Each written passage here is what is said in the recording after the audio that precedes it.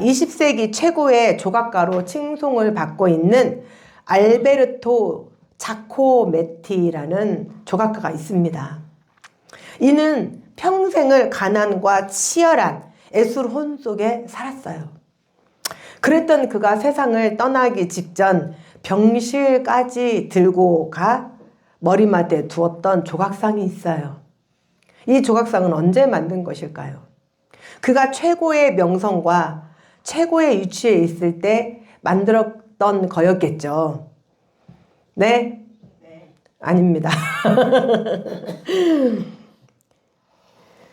자기의 명성과 화려한 전성기 때 만들었던 조각이 아니라 아주 젊었던 시절, 조각이 무엇인지도 모르는, 조각을 처음 배우기 시작했을 때 만든 아주 작고 투박한 조각상인데, 전문가의 눈으로 보면 비례도 맞지 않고 거친 손자국이 그대로 남은 전문가들이 보기에는 미완성에 가까운 습작품이었죠.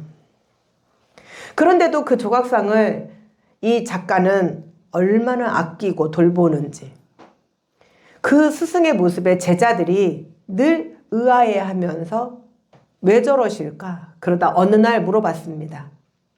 선생님, 왜 하필 그 보잘것없는 조각상을 그토록 아끼시는가요? 그러자 자코메티는 마른 손으로 그 조각상을 어루만지면서 이 조각상 안에는 내가 처음 돌을 만졌을 때의 그 떨림이 그대로 살아있다네. 그때 나는 오직 조각을 향한 순수한 열정만이 넘치고 있었지. 평생을 조각하며 수많은 명성을 얻었지만, 그리고 나의 화려한 그 작가의 생활 속에서도 지금 현재까지도 나에게 가장 그리운 것은 바로 이 첫 작품을 할 때에 가지고 있던 조각에 대한 열정과 뜨거움이라네. 나는 죽기 전에 내 조각에 대한 그 첫사랑, 그 열정을 다시 회복하고 늘 그 마음으로 다시 돌아가고 싶은 것이라네. 세계적인 거장이 생애의 마지막 순간까지도 간절히 되찾고 싶었던 그것은 세련된 솜씨나 또는 그가 쌓아놓은 명성이 아니라 오직 조각에 대한 열정과 그 첫사랑이었습니다. 사랑하는 성도 여러분, 요한계시록 2장부터는 에베소 교회부터 시작을 해서 마지막 라오디아 교회까지 7교회를 향한 예수님의 말씀이 임하고 있어요. 그런데 우리가 한 가지 궁금한 것이 있지 않은가요? 저는 늘 이 요한계시록 읽을 때마다 왜 꼭 지금의 터키 땅, 튀르키예 그 지역의 7교회뿐만이 아니라 수많은 교회들이 그렇게 밀집되어 있었을까? 그 이유가 있어요. 바로 사도 바울의 복음 전략 때문이었죠.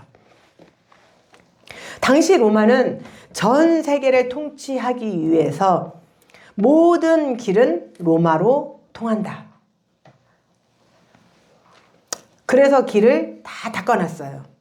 그런데 하나님은 로마가 닦아놓은 길을 복음의 고속도로로 사용을 하셨습니다. 아멘. 바울은 그 길을 따라 전략적으로 복음의 씨앗을 심고 교회를 세웠던 것이에요. 결국 로마는 자신들의 야망을 위해 길을 닦은 것 같았지만 하나님은 원대한 계획을 궁극적으로 볼 때 로마를 통해서 복음이 뻗어나갈 길을 준비하셨던 거예요. 그래서 이 지역에 교회의 심장부들이 집중될 수밖에 없었던 것이에요. 그 중에서도 주님은 왜 에베소, 서머나, 버가모, 두아디라, 사대, 필라델피아, 라오디게아 이 7교회를 대해서 말씀을 하셨을까요? 이는 큰 뜻보다 당시 우편 배달부가 말을 타고 편지를 전하기에 가장 좋은 길이 이 7교회를 잇는 순환로였기 때문이에요. 주님은 이 길을 따라 편지를 보내면서 세상의 모든 교회가 겪을 앞으로 영적인 상태를 이 7교회를 샘플을 7교회라는 샘플을 통해서 보여주셨던 것이에요. 그 순례길의 첫 번째, 제일 먼저 편지가 도착한 곳이 유치상 바로 오늘 우리가 다루고 있는 에베소 교회입니다. 그러면 이 에베소라는 지역, 우리는 어디에 살고 있죠? 우리는 어디에 살고 있어요? 군산. 우리는 군산이라는 지역에 살고 있습니다. 그런데 이 에베소라는 지역에는 당시 소아시아에서 가장 큰 도시였어요. 또 로마의 총독이 머무는 수도였어요. 거대한 항구가 있어서 전 세계의 물자가 모여드는 경제의 중심지였지만 영적으로는 이보다 악한 곳이 있을 수 없었어요. 이곳에는 오늘날 세계 7대 불가 사이로 불리는 거대한 아데미 신전이 있었어요. 도시 전체가 우상 숭배의 열기로 가득했고 로마 황제를 신으로 받드는 황제 숭배가 법처럼 강요되던 곳입니다. 예수 믿는 성도들에게는 숨쉬기조차 힘든 영적 전쟁터였습니다. 그런데 오늘날 지금 현재 21세기의 이 튀르키예 소아시아 일대를 가보면 이러한 모습들이 과거의 모습으로만 기록되어 있는 것이 아닙니다. 여전히 아데미 신전터와 그 잔재들 주위로 수많은 사람들이 모여듭니다.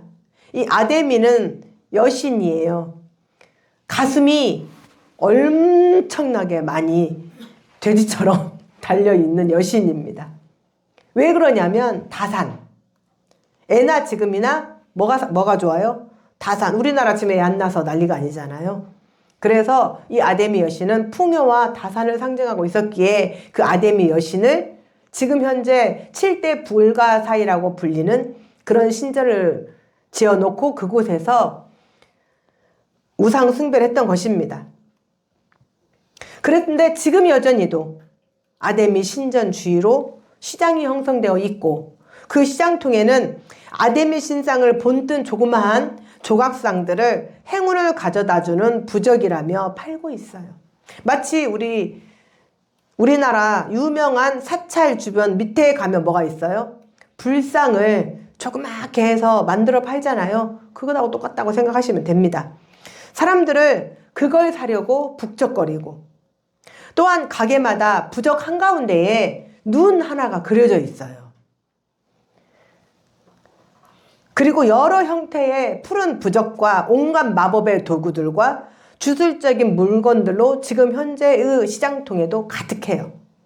2000년 전이나 지금이나 그 땅은 여전히 거대한 우상의 물결 속에 갇혀 있어요.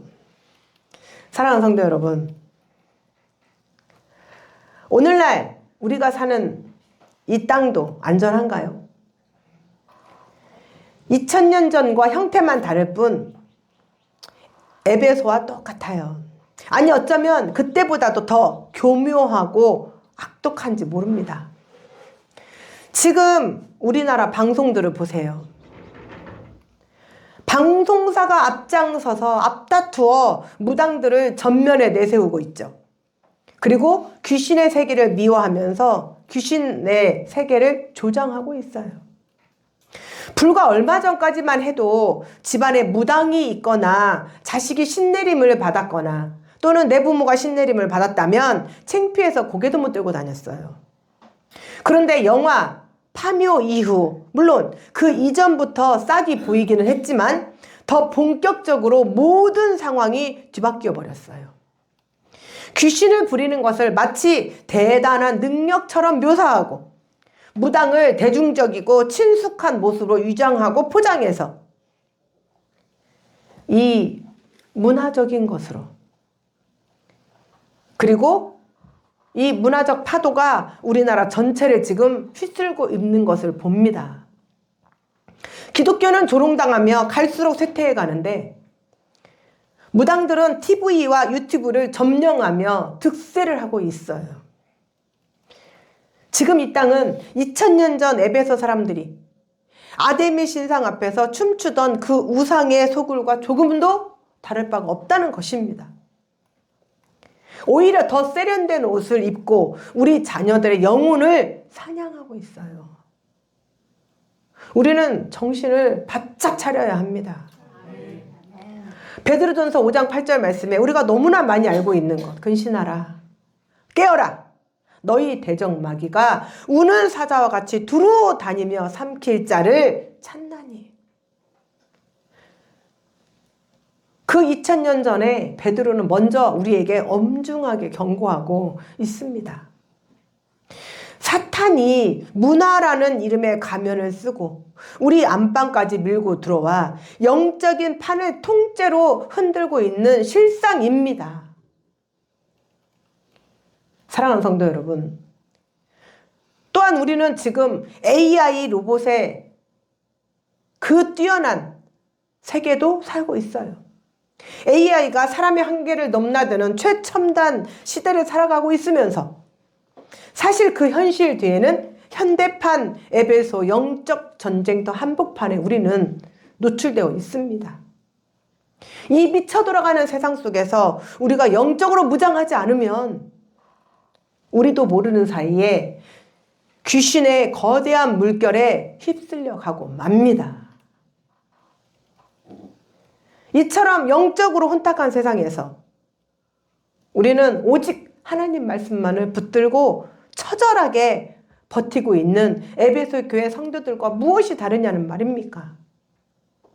그런데 무당들이 다루는 귀신, 무당의 그 신의 영역의 세계는 인정하고 방송사가 앞다투어 지금 그것을 내보내고 있는 현실에 목사들은 치유를 하고 영적 세계를 다루면 이상한 목사, 더 나아가서 온갖 말들을 갖다 붙이고, 그리고 오직 말씀으로 말씀을 읽고 있는데 왜 영적인 것을 모르냐 이 말이에요. 하나님이 뭐라고 했습니까? 요한복음 4장 24절에 하나님은 뭐래요? 뭐래요? 더 크게 뭐래요? 하나님은 영이라고 틀림없이 성경에 말씀이 나와 있지 않습니까? 그런데 목사들이 영적인 사역을 하면 그것은 이상한 교회입니까? 정신을 똑바로 차려야 합니다. 이 이상한 세상, 이상한 대한민국, 이상한 나라 코리아.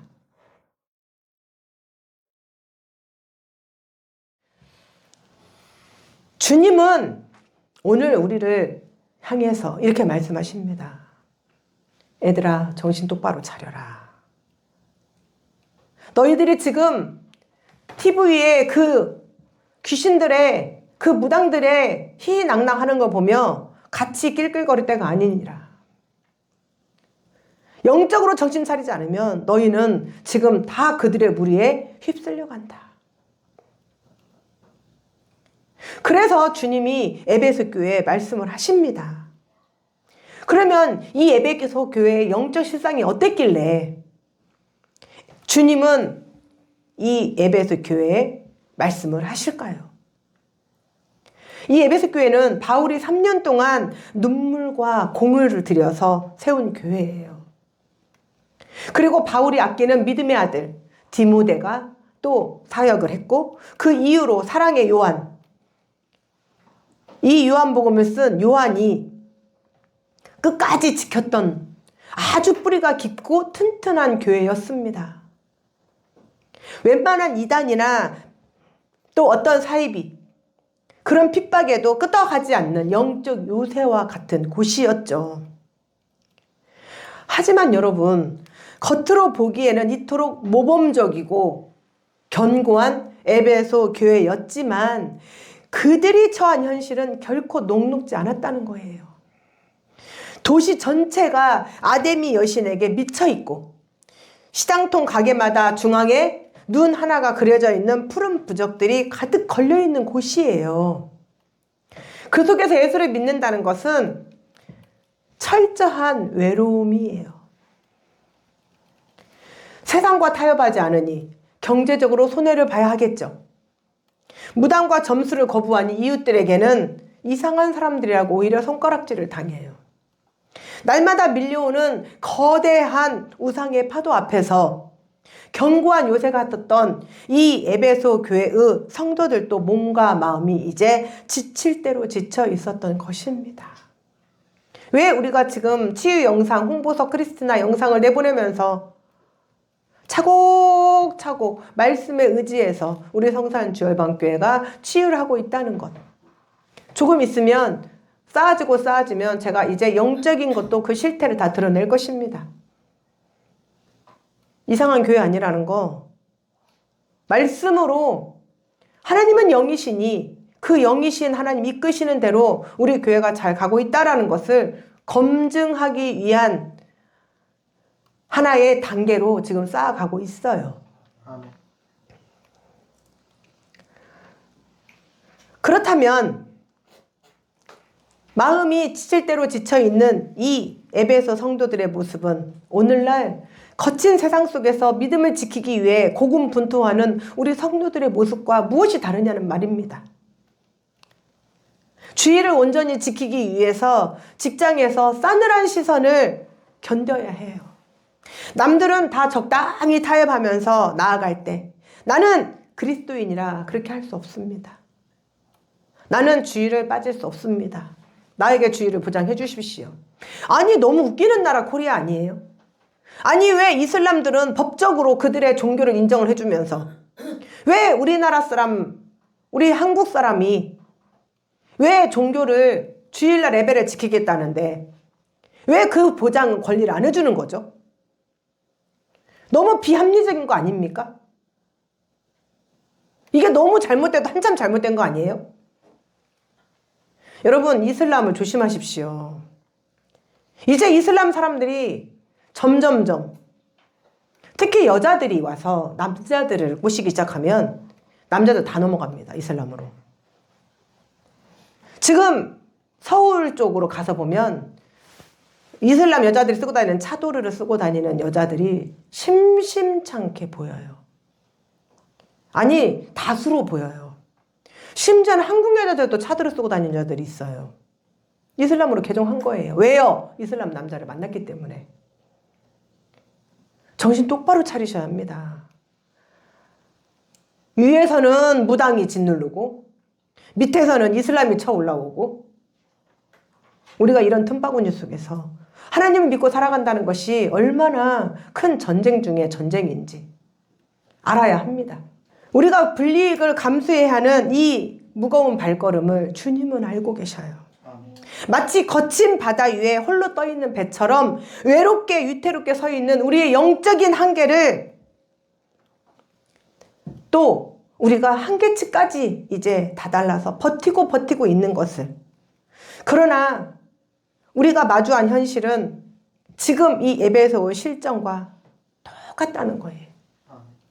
이처럼 겉으로는 완벽해 보이나 속으로는 처절하게 견디고 있는 에베소 교회를 향해 이제 주님이 첫 번째 말씀을 시작하셔요. 본문 2절과 3절에서 주님이 선포하시죠. 내가 네 행위와 수고와 인내를 안다. 세상의 화려한 유혹과 위협 속에서 오직 주님만 바라보려고 얼마나 네가 피눈물 나는지 네가 얼마나 인내를 했는지 내가 안다. 주님은 우리의 모든 과정을 다 보고 계십니다. 그리고 이제 지칠 대로 지친 성도들을 향해 주님은 주님이 어떤 분이신지를 다시 한번 명확하게 그 모습을 드러내셔요. 오른손에 7뼈를 붙잡고 7 금 촛대 사이를 거니시는 모습으로 우리 앞에 서십니다. 1급 교회는 뭐라고 그랬어요? 7 촛대는 뭐라고 했어요? 교회. 답을 알려드렸네요. 7 별은 그 교회를 이끌고 가는 수장들, 리더들. 여러분, 이 짧은 한 구절 속에 우리가 영적으로 혼탁한 이 세상에서 무너지지 않고 살아남을 수 있는 유일한 길이 들어 있습니다. 성경이 말하는 붙잡고라는 말은 단순히 손을 얹고 있다는 뜻이 아닙니다. 원어의 의미를 되새겨보면 그 누구도 빼앗을 수 없도록 아주 강력한 권능으로 붙잡고 있다는 거예요. 그리고 움켜쥐고 있다는 거예요. 뺏기지 않으려고. 누가? 주님이. 누구를? 우리를.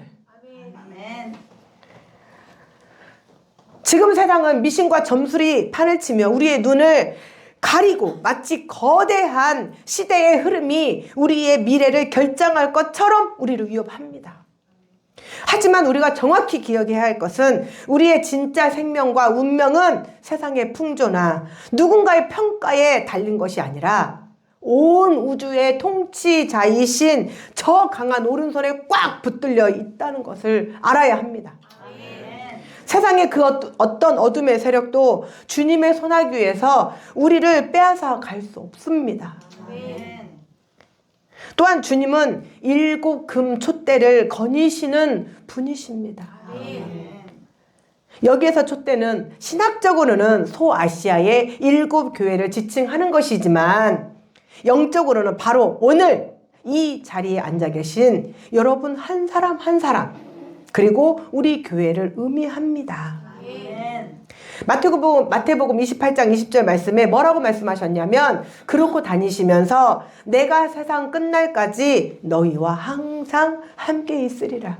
그냥 어슬렁 다니시는 것이 아니라는 거예요. 주일 한번 지키려고 세상의 따가운 시선을 견뎌내고 직장에서 의롭게 믿음을 지키며 눈물 흘리는 그 고단한 현장마다 주님이 직접 찾아오셔서 여러분 곁을 지키고 계신다는 것을 보여주시는 것입니다. 아멘.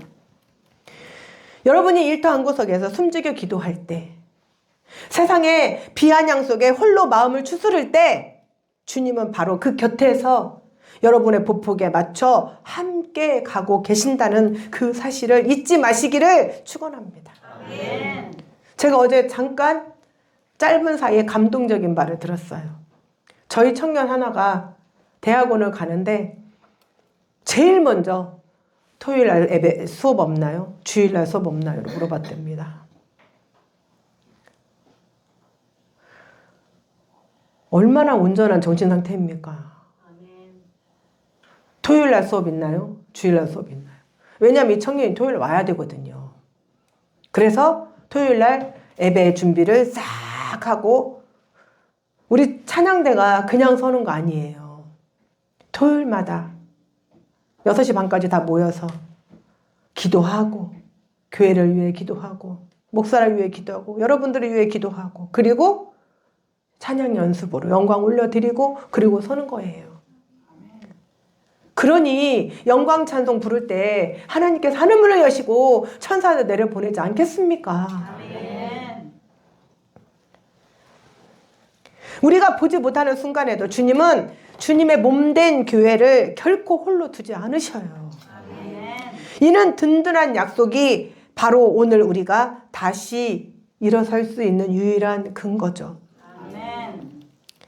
하지만 여러분, 주님은 위로와 칭찬에서 멈추지 않으셔요. 뭐 어떤 눈으로? 불꽃 같은 눈으로 우리의 머리를 심령과 골수를 찔러 쪼개기까지 하시면서 우리의 모든 것을 다 알고 계시기에 칭찬과 위로만으로는 끝나지 않으십니다. 우리를 붙들고 계신 주님께서 에베소 교회를 향해 참으로 안타까운 마음으로 건네시는 말씀이 있어요. 바로 본문 4절 말씀에, 그러나 너를 책망할 것이 있나니 너의 뭐를 버렸다? 첫사랑을, 처음 사랑을 버렸다. 이것은 당시 에베소 교회가 마주해야 했던 무겁고도 슬픈 영적 실상이었어요. 에베소 성도들은 분명히 수고했죠. 이단을 분별하니라고 애썼고, 세상의 거센 박해 속에서도 신앙을 끝까지 지키려고 몸부림치며 처절하게 싸웠습니다. 그런데 주님은 그들의 겉모습이 아니라 그 중심을 보고 계셨던 거예요. 주님을 처음 만났을 때 그때 그 가슴 벅찬 그 사랑에 대한 그 열정. 주님의 이름만 들어도 눈시울이 붉어지고 주님만 해도 저절로 눈물이 주르르 흐르던 그 순수했던 그 첫사랑.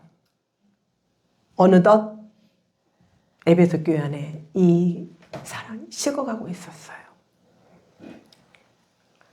신앙의 자리는 지켰지만 오히려 그 마음의 뜨거움은 잃어가고 있었던 그 에베소 교회의 모습을 주님은 누구보다 아파하셨어요. 그래서 주님은 오히려 그 아픈 마음으로 에베소 교회를 향해 엄중하게 말씀하시는 겁니다. 너희가 세상과 싸워 이기는 것도 중요하지만 내가 진짜 원하는 것, 그 한 가지, 너희의 마음이다. 아멘. 너희가 처음 나를 만났을 때 그 첫사랑을 다시 회복해라. 아멘. 그러나 주님은 책망을 위한 책망이 아니라 그 본질적인 사랑의 관계를 다시 세우고 싶어 하셨던 거예요. 아멘. 사랑하는 성도 여러분, 오늘 우리도 우리 주님의 음성 앞에 우리 자신을 한번 비추어 보시기를 바랍니다. 아멘. 우리가 직장에서 그리고 가정에서 믿음을 지키기 위해 얼마나 치열하게 버텨왔냐는 거죠. 그런데 정작 그 고단한 싸움을 하느라 혹시 주님을 향한 그 설레고 뜨거웠던 마음은 조금은 지쳐버린 상태가 아닌가요? 오직 교회를 와야겠다는 일념 하나만으로.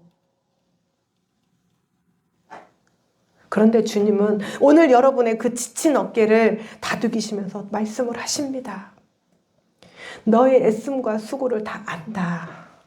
하지만 그 무엇보다 나는 너와 다시 그 뜨거웠던 사랑을 나누고 싶구나.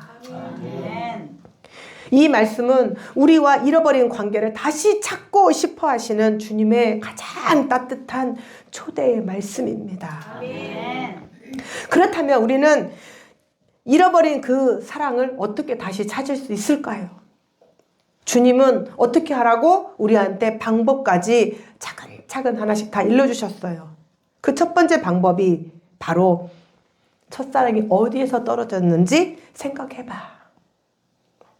여기서 생각하라는 말은 단순히 잠깐 떠올려 보는 것으로 끝나는 것이 아니라 지금 내 영적인 상태가 과거의 그 뜨거웠던 자리에서 얼마나 멀어져 있는지를 끈질기게 추적하고 기억해내라는 뜻이에요. 아멘.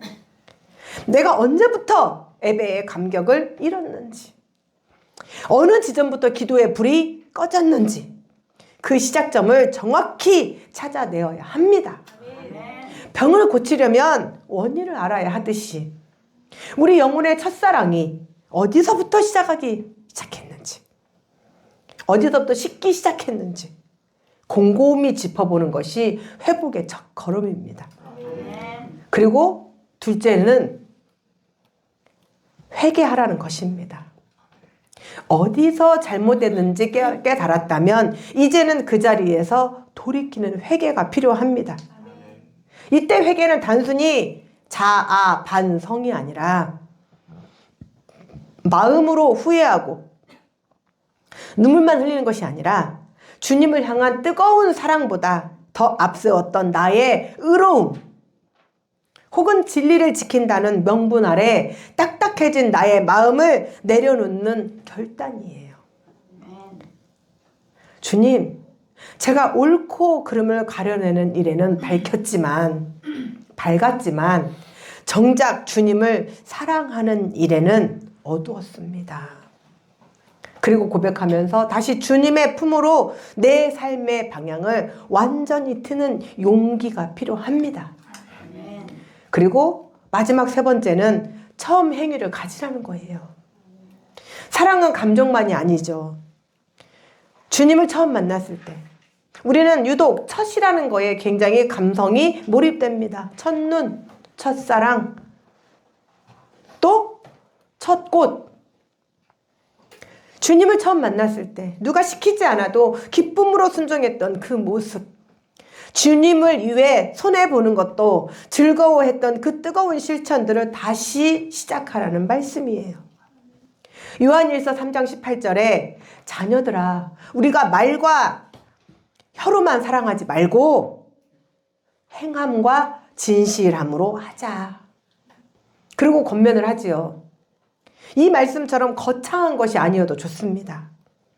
주님을 향한 첫 마음을 담은 우리의 진심 어린 예배, 진심 어린 기도 한 줄부터 다시 회복할 때 우리 안에 식었던 사랑의 불꽃은 다시 타오르기 시작합니다. 그런데 방금 나눈 이 세 가지 회복의 단계를 우리가 외면한다면 어떻게 될까요? 주님은 오전 후반부로 참으로 두려운 말씀을 하시죠. 만일 그리하지 아니하고 회개하지 아니하면 내가 네게 가서 네 촛대를 그 자리에서 옮기리라. 이것은 경고입니다. 단순한 주의사항이 아니라 경고. 여러분, 성경의 66권 중에 1189장 중에 제가 제일 무서워하는 말이 바로 이 말씀입니다. 내가 네게서 촛대를 옮기리라. 주님을 위해 온 삶을 다 바쳐 헌신하고 쉼없이 사역하며 달려왔는데 만약에 주님이 보시기에 제 안에 주님을 향한 뜨거운 첫사랑이 식어버렸다면 어떨까요? 여러분은 에이 설마? 어떻게 그럴 수 있지? 라고 생각할 수 있습니다. 얼마든지 그럴 수 있습니다. 정작 주님의 일을 한다고 사역에 치여서 말씀 읽을 시간이 없고 정작 사람들이 밀려와서 사역을 하다 보니 육신이 지쳐서 주님과 기도할 시간이 없다면, 주님과 대화할 시간이 없다면 얼마든지 첫사랑을 잃어버릴 수 있습니다. 마치 마태복음 7장에서 많은 사람이 주님 앞에서 주여 주여 우리가 주의 이름으로 선지자 노릇하고 주의 이름으로 귀신을 쫓아내고 주의 이름으로 많은 권능을 행하지 아니하였습니까? 그러나 주님은 나는 너를 도무지 모르겠다. 사역에 치여서 네가 이 일 저 일 다 했지만 정작 네 마음에 주님을 향한 열정은 어디에 있었냐? 내가 그토록 너하고 대화하고 싶었고 내가 그토록 말씀으로 너에게 이야기를 줬건만 너는 나와 뭐 했니? 끝나는 거예요. 주님이 내가 너를 도무지 알지 못하겠다는 이 말씀은 우리에게는 청천벽력과 같습니다. 나는 열심을 다해서 주님을 위해 일한 것 같았지만 정작 주님은 그 자리에 계시지 않는 것과 같습니다. 주님을 위한 일들이 주님 자신보다 더 커져버리기 때문이죠. 내 손은 분주하게 움직이고 입술은 주님을 찬양하지만 정작 내 영혼은 주님과 단절된 채 마른 나무가지처럼 말라가고 있는지도 모릅니다. 만약 주님이 또는 여러분에게서 촛대를 옮기신다면 우리에게 무엇이 남겠습니까? 주님의 임재가 없는 헌신, 사랑이 빠진 수고가 대체 무슨 의미가 있냐는 말입니다. 촛대를 옮긴다는 것은 더 이상 주님이 우리 사이를 거닐지 않으시고 주님의 생명력이 끊어진 메마른 자리가 된다는 엄중한 선언이에요. 그 오늘 교육자 회의하면서 다들 저한테 한 방 먹었습니다. 주님을 사랑하고 교회를 사랑하면 마음이 달라요. 그냥 오기 위한 교회가 아니라 의무적으로 타성에 젖어서 예배를 드리기 위한 교회가 아니라 내 안에 주님을 향한 열정이, 그 사랑이 있다면 교회 모습만 봐도 가슴이 뛰어야 돼요. 저기 교회 입구 문을 딱 들어오면서 저의 교회 입구 문이 됐습니다. 그렇게 될 줄 믿습니다. 아멘 하신 분들만 축복받으시길 바랍니다. 한 번 더 기회를 드리겠습니다. 저 문은 교회 문이 될 줄 믿습니다. 우리 교회를 와보신 분들만 이 말씀을 알아들어요. 우리 문은 아니고 사실 군장대 문인데 우리가 거기를 통해서 들어오기 때문에 이제 우리 문이 될 줄 믿습니다. 거기를 벌써 들어올 때 교회가 보이잖아요. 그러면 그때부터 교회를 스캔을 한번 쫙 뜨셔야 돼요. 그리고 가까이 오면서 가까이서 교회를 한번 스캔을 쫙 뜨셔야 돼요. 그래서 교회가 뭐가 문제가 있나 없나 날마다 오는 교회지만 그리고 차에서 내려서 또 스캔 한번 쫙 뜨셔야 돼요. 그러면 교회가 뭐가 문제가 있다 없다가 다 눈에 보여요. 뭐가 있을 때? 사랑이 있을 때. 아이가 학교에서 끝나고 돌아왔어요. 엄마는 어서와 하고 앉지만 그때 뭐예요? 어서와 하고 앉는 그 1초 순간에 머리부터 발끝까지 스캔 떠요 안 떠요? 뜨죠? 문혜교 성도님 떠요 안 떠요? 뜨죠? 왜요? 내가 사랑하니까. 그런데 솔직히 남의 아이 학교 갔다 오는 길에 안녕하세요. 그 아이 스캔 뜨나요? 떠요 안 떠요? 안 뜨잖아요. 내 사랑이 담겨있기 때문에 1초 만에 스캔이 떠지는 거예요. 한번 보면 알잖아요. 너 왜 그래? 누가 그랬어? 엄마 어떻게 알았죠? 한대 꽁. 엄마가 왜 몰라요? 그렇게 사랑의 마음이 내 교회, 내 하나님, 내 성도들에게 있으면 다 보인다는 거예요. 제가 찬양할 때 거의 제가 모르는 찬양이 없어요. 제가 눈을 감고 드리는 찬양을 하는 이유가 있어요. 왜 그럴까요? 눈을 뜨고 성도들을 보면 다 보여요. 제 눈에. 그럼 제가 하나님 앞에 영광 올려드리는 찬양이 몰입이 안 돼요. 얼굴 볼 때마다 다 보이기 때문에. 그래서 하나님 앞에 찬양 드릴 때만큼 하나님 앞에 찬양을 드리려고 눈을 감는 거예요. 특별히 제가 모르는 찬양이 아닌 이상은. 다 보여요. 왜요? 다 끌어안고 기도하니까. 왜요? 내 사랑들이니까. 내 사랑의 열매들이니까. 제가 우리 평일에 여기서 기도할 때 안 한다고? 다 해요. 제가 혼자서. 외지에 있는 아이들까지 다 기도해요. 내 사랑한 아들이니까. 딸이니까. 내 사랑의 열매들이니까. 주님이 그렇단 말입니다. 우리를 향해서. 그런데 손뼉은 마주쳐야 소리가 나죠. 제가 아무리 사랑을 해도 안 나오면 그만이고 안 오면 그만이고 안 받으면 그만인 거예요. 그럼 제가 어쩌겠습니까? 그래서 주님이 촛대를 옮긴다고 하시는 것처럼 저도 촛대를 옮길 수밖에 없습니다.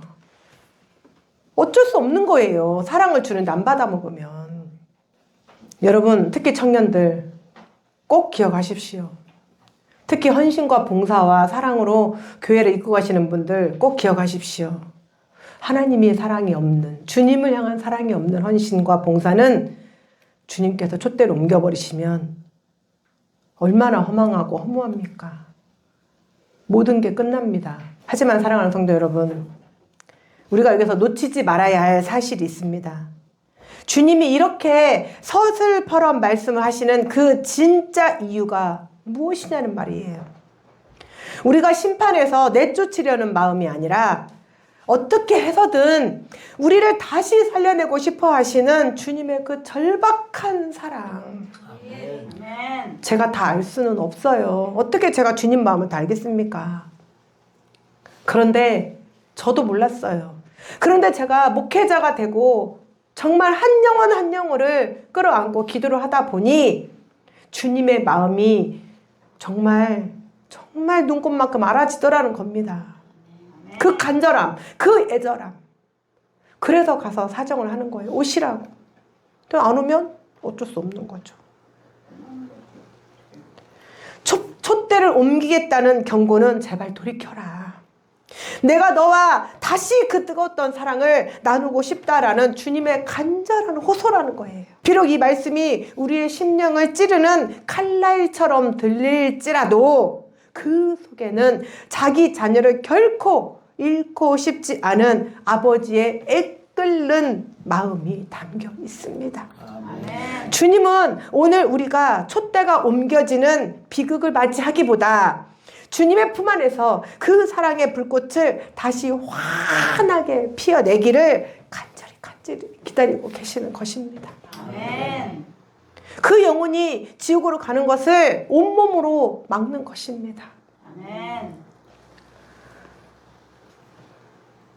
우리는 그 주님의 마음이 여러분에게 읽어질 때에 여러분의 첫사랑이 회복되시기를 축원합니다. 아멘.